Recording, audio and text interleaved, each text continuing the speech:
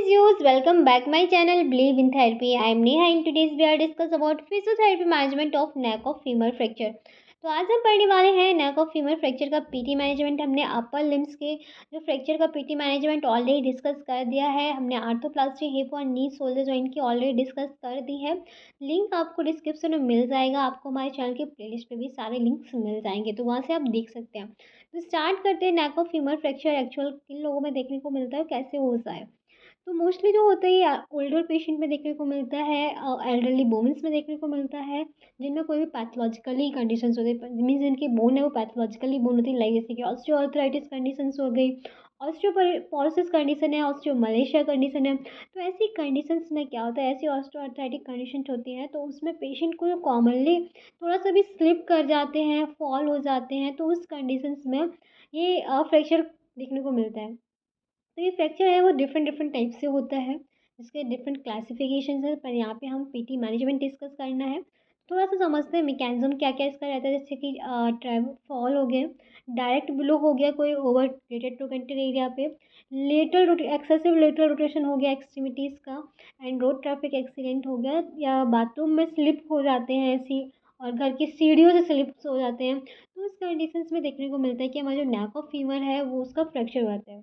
तो different type का fracture होता है जो कि क्लासिफिकेशंस में आप देख सकते हैं। तो यहाँ पे हम क्लासिफिकेशन डिस्कस नहीं करेंगे, आप समझते हैं इसके क्या क्या क्लिनिकल फीचर्स होंगे। पेशेंट आपके पास क्या कंप्लेन लेके आएगा, मोस्टली पेशेंट का ये कंप्लेन रहेगा कि पेन हो रहा है, मूवमेंट रिस्ट्रिक्शन हो रही है, एंड शॉर्टनिंग हो सकती है कि लिम्ब की शॉर्टनिंग भी हो जाए, क्योंकि जो हमारे कैप्सूल्स होता है वो क्या करता है कि डिस्प्लेस होने से बचाता है, मीन्स जो मस्कुलर फोर्स हमारे जॉइंट पे पड़ रहा है, हमारी बोन पे पड़ रहा है, तो उसे प्रिवेंट करता है। जब कैप्सूल ही अफेक्ट हो जाएगा तो जॉइंट की जो लिम्ब की जो लेंथ है वो थोड़ा सा अफेक्ट हो सकती है। तो पेशेंट का कंप्लेन रहेगा ग्रोइंग पेन हो रहा है, एंटाल्जिक गेट पैटर्न भी होता है, हिप मूवमेंट्स का पेन करने में उसे रिस्ट्रिक्शन हो रही है, एंड टेंडरनेस है, तो स्वेलिंग है, तो ऐसी बहुत सारी कंप्लेंट पेशेंट की रहती है।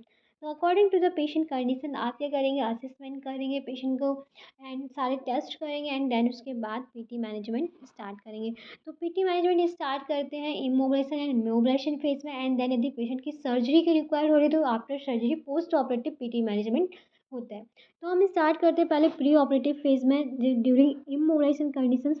तो फर्स्ट से जो पेशेंट को जो आप पहले एग्जामिन करेंगे एरिया स्वेलिंग कहाँ पे है, कोई ब्लड सप्लाई तो उससे इंटरप्ट नहीं हुई, कोई नर्व तो इंजर्ड नहीं हुई है, ये सारी चीज़ें एग्जामिन करेंगे, स्वेलिंग कैसा है, इन्फ्लेमेशन है, okay.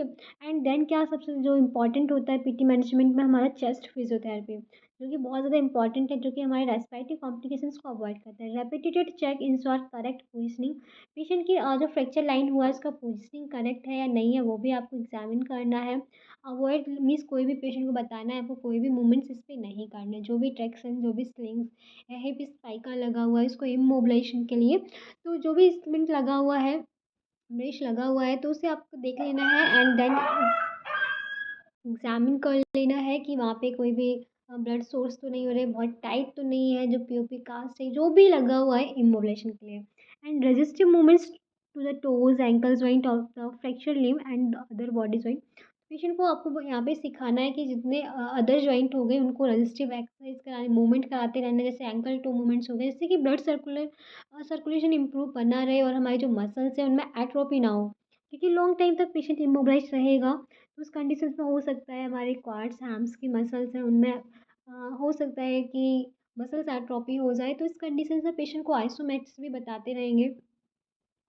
Strong isomatics to the quadriceps, hamstring, hip extensor, adductor, and each static contraction should be strongly had at least for 10 second का होल्ड रहना चाहिए और 10-30 टाइम्स रेपिटेशंस होने चाहिए। Avoid post immobilisation atrophy of weakness, क्यों होनी चाहिए, क्योंकि जिससे कि पोस्ट ऑपरेटिव कोई भी वीकनेस है या मसल्स एट्रोपी ना हो पेशेंट को। और क्या कर सकते हैं, it's ideal to initiate early knee mobilisation whenever special bed to available, select bed patient को अवेलेबल कराएंगे जिससे कि पेशेंट नी मोबिलाइजेशन एक्सरसाइज भी कर सके और बेड सपोर्ट भी ले सके। Initiate sitting on the bed at the earliest opportunity, may be backrest at the beginning. Site of the skeleton traction pin should be inspected of infection और loosening, आपको वो भी देखना है कि जो भी एक्सटर्नल फिक्सेटर लगा हुआ है, ट्रैक्शन लगा हुआ है, तो उसकी पिन कैसी है, उनसे कोई इन्फेक्शन तो नहीं हो रहा है, लूज तो नहीं है। And check any symptom and sign of the thromboembolism, hypovolemia, DVT, and check process of healing anatomical bony alignment. आपको एक्सरे भी चेक कर देना है कि बोन अलाइन हो रही है या नहीं हो रही है, क्योंकि इमोबिलाइजेशन पोजीशन है तो इसमें ट्रैक्शन लगा होगा। कितना भी वेट दे सकते हैं according to the patient limb, कितना वो टॉलरेट कर पा रहा है। एक्सटर्नल फिक्सेटर हो सकता है, तो इसलिए आपको एग्जामिन करना है और एंकल टो मूवमेंट्स कराने हैं। अदर जो जॉइंट हैं, अदर लिम्ब है, नॉर्मल लिम्ब है, उसकी सारी स्ट्रेंथनिंग एक्सरसाइज कराते रहना है, क्योंकि आफ्टर सर्जरी हुआ है तो पेशेंट काफ़ी दिन तक इमोबाइज है। तो पेशेंट को अपनी जो डेली एक्टिविटीज़ हैं उसे करने के लिए उसको अनइन्वॉल्व लिम्ब का हेल्प लेना पड़ेगा। अपर लिम्स की मसल्स की स्ट्रेंथनिंग करानी होगी, एंड जो अनइन्वॉल्व लिम्ब है उसकी मसल्स की स्ट्रेंथनिंग कराते रहना है। ओके। नेक्स्ट है जब मोबिलाइजेशन फेज। मोबिलाइजेशन फेज में क्या आप करा सकते हैं, पेशेंट को प्रोन लाइन सिखाएंगे लेटना, एंड देन उसके बाद 4 पॉइंट नीलिंग एक्सरसाइज सिखाएंगे पेशेंट को कैसे नी वॉक करना है। Extremely use for pre weight bearing exercise है, प्री वेट वेयरिंग एक्सरसाइज है। Knee standing should be progress to knee walking. धीरे धीरे फिर नी स्टैंडिंग पोजिशन सिखाएंगे पेशेंट को नी वॉकिंग से। And strength exercise for the gluteus quads should be done progressive resistance exercise PRE technique से। And passive stretching range of motion exercise can be progressed to get full range of motion at the hip joint and the knee joint.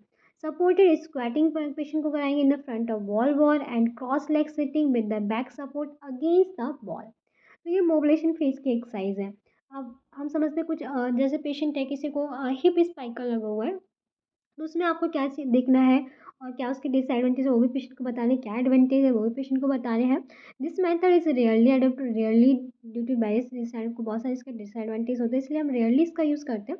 When treated by this method strong resisted toe movements and isometric inside hip का and taught to the install. जब भी हम इसका use कर रहे हैं इस method का, तो पेशेंट को सिखाना है कि टो मूवमेंट करते रहना है, आइसोमेटिक्स कराते रहना है पेशेंट को, हिप स्पाइका के भी अंदर जितनी सारी मसल्स हैं।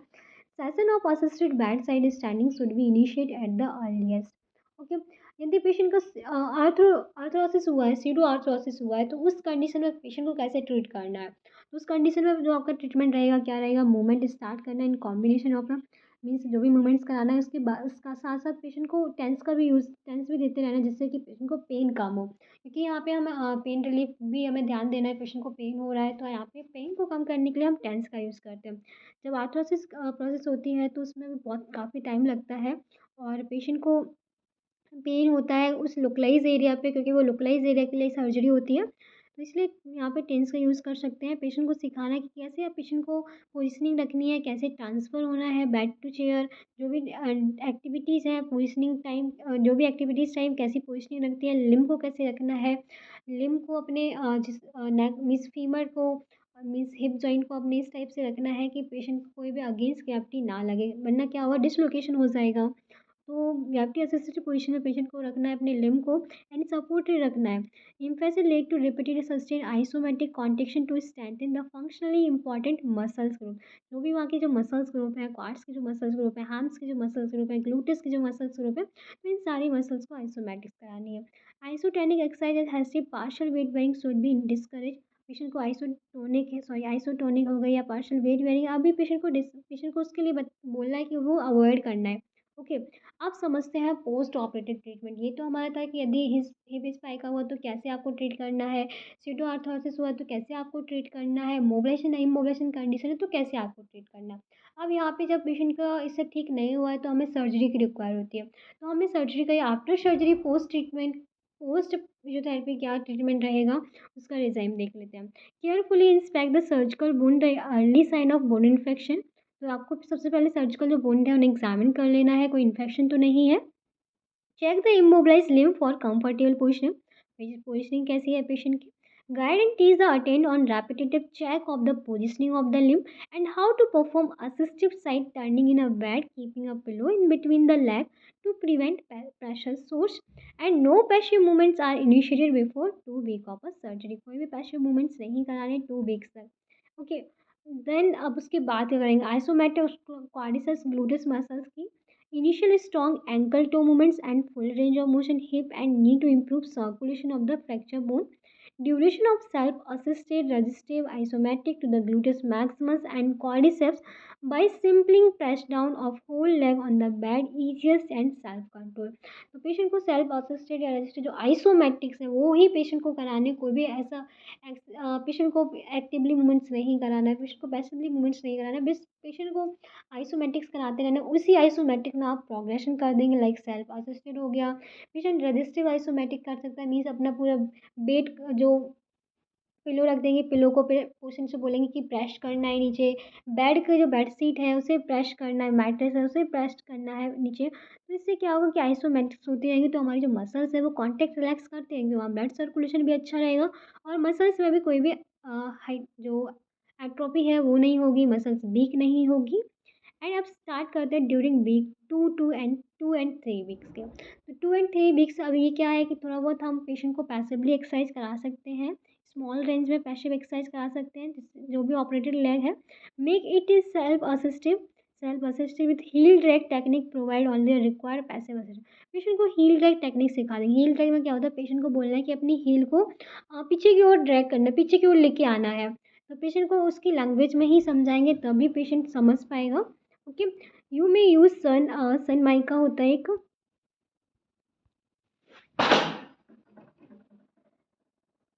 You may use sun mica flat board, एक बोर्ड होता है, फ्लैट बोर्ड होता है, तो उसका यूज़ कर सकते हैं under to the Thai.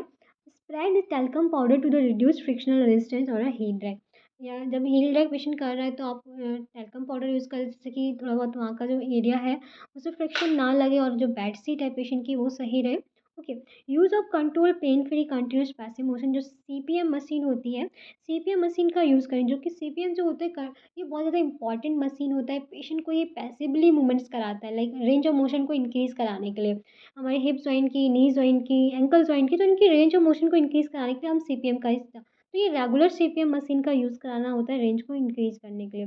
Whenever CPM apparatus is available it can be used gainfully to initiate relax passive hip knee flexion and extension. Okay. ये कुछ एक्सरसाइज है, लाइक जैसे कि हमारा ये क्वाड्रिसेप्स आइसोमेट्रिक हो गया, ये हमारा हील ड्रैग हो गया। पेशेंट इस पोजीशन पे रहेगा, पेशेंट को ऐसे बोलना है कि नी को फ्लेक्स करके अंदर की ओर, हील को ड्रैग कर, अंदर से फिर बाहर, बाहर से फिर अंदर। ये हमारा हो गया आइसोमेट्रिक हैमस्ट्रिंग का। ओके।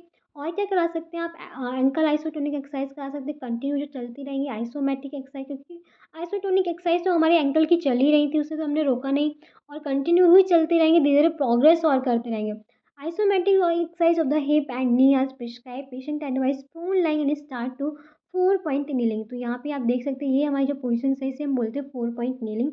ये पेशेंट को धीरे धीरे स्टार्ट करा देंगे, देन धीरे धीरे इस पोजीशन से लेके इस पेशेंट को नील स्टैंडिंग भी सिखाएंगे, प्रोग्रेस कराएंगे। इसी को assisted active range of motion flexion can be achieved by self assisted dragging to the heal.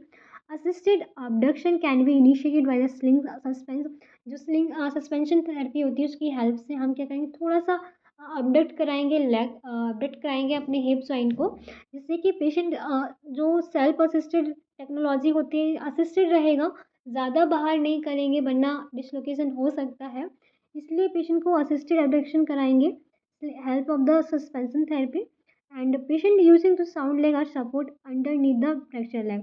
Okay. Self assisted SLR may be begin as early as possible in spite of the little discomfort। Self assisted SLR patient को कराएंगे, patient के comfortable पे नी swimming कराने लग जाएंगे, patient को बोलेंगे कि जो बेड है बेड के एज पे बैठो, उसके बाद पेशेंट को नी स्विंग कराना है। Bed can be made resistive either with self resistive technique using the normal leg और by graded resistive exercise using weight belt और डेलरम शूज। इनका आप जैसे प्रोग्रेशन आपको कराना है तो धीरे धीरे वेट कफ या वेट बेल्ट का यूज़ कर सकते हैं, कुछ शूज़ हैवी शूज़ जो होते हैं डालरम शूज़ होते हैं उनका यूज़ कर सकते हैं, जिससे कि थोड़ा थोड़ा पेशेंट को और रेजिस्टेंस लगेगा और पेशेंट की जो नी की स्ट्रेंथनिंग, जो क्वाड्स की स्ट्रेंथनिंग है वो इंक्रीज होगी।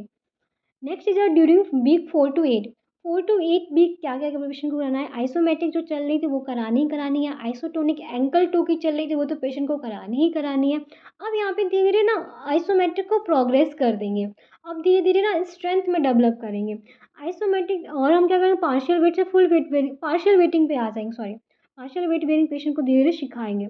Isometric to the gluteus maximus medius should be reach peak hold. जितना पेशेंट को जो आइसोमेट्रिक्स में क्या करते हैं हम होल्डिंग पॉइंट बढ़ाते जाते हैं, कितनी देर होल्ड टाइम रखना है वो बढ़ाते जाएंगे, जिससे कि मसल स्ट्रॉन्ग मसल्स कॉन्ट्रेक्शन हो सके। Isotonic and isokinetic exercise of the hip and knee are initiate, hip और नी की आइसोटोनिक और आइसोकाइनेटिक स्टार्ट कर देंगे with a progressive resistive exercise के साथ। Partial weight bearing with the affected extremities with the help of the crutches walker use करेंगे 4 point gait pattern. Initiate of the patient can bear more weight now. तो धीरे धीरे क्या है partial weight bearing exercise सिखाने लग जाएंगे crutches के साथ वॉकर के साथ पेशेंट को सिखाएंगे थोड़ा थोड़ा रजिस्टिव एक्सरसाइज प्रोग्रेस कर देंगे होल्डिंग टाइम बढ़ा देंगे आइसोकाइनेटिक और आइसोटोनिक एक्सरसाइज सिखा देंगे पेशेंट को ओके अब समझते हैं आफ्टर 8 वीक क्या करेंगे थोड़ा सा मसल्स कॉन्ट्रेक्शन है वो अभी सब मैक्सिमल था अब हम मैक्सिमल कर देंगे जो आइसोमेट्रिक्स करा रहे थे उनका रेपिटेशंस बढ़ा देंगे उनका रेपिटेशंस बढ़ाने के होल्डिंग टाइम उनका बढ़ा देंगे आइसोकाइनेटिक एक्सरसाइज कराएंगे push up exercise intensity to reach maximal muscles contraction both strength and the range of motion जो क्या करेगी हमारी स्ट्रेंथ और रेंज ऑफ मोशन को इंक्रीज करेगा isotonic isokinetic exercise of the hip and knee are initiated along with progressive resistant exercise. Weight bearing with the affected extremity with the help of the crutches walker using 4 point gait pattern initiate patient and move them. Excessive adduction and internal rotation should be avoided in the patient.